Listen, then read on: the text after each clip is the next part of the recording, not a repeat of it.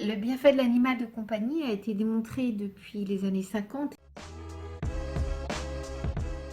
et depuis de nombreuses études qui ont permis de constater que l'animal permettait d'apaiser, de rassurer, de gérer le stress, d'avoir même un indicateur très positif sur l'état de santé, en particulier les problèmes de tension, de traitement de maladies chroniques, etc.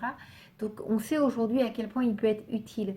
Il est même certaines fois utilisé comme médiation, comme support de médiation au niveau de la thérapie, en permettant par exemple à un enfant, une personne âgée, de dire ce qu'il pense de l'animal, comment il le trouve.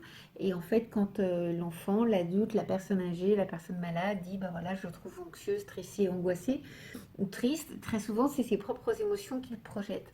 Donc c'est vraiment un support très important pour communiquer avec un enfant, par exemple, au contexte de confinement, qui aurait du mal à exprimer ses propres peurs, ses angoisses, en lui demandant comment il trouve son chat, son chien, bon, sa tortue peut-être éventuellement, son poisson rose un peu moins, mais en tout cas, c'est vraiment fondamental parce que ça sert de vecteur, ça sert de lien entre l'enfant, ses émotions et très souvent les adultes.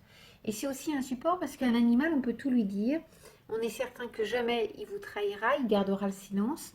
Et il va souvent être utilisé comme une éponge émotionnelle pour l'enfant qui est triste, qui est inquiet, qui ne veut pas inquiéter ou solliciter son entourage par peur de créer d'autres soucis, de ne pas être entendu, de ne pas être compris. Donc c'est vraiment un vecteur très important. Ça le permet aussi de le responsabiliser, de lui donner du sens à sa journée, de savoir qu'il n'y a pas que lui qui compte. Son chat, son chien ont besoin de lui pour sortir, manger, changer la litière, aller se balader, etc. Donc ça le responsabilise, c'est extrêmement important.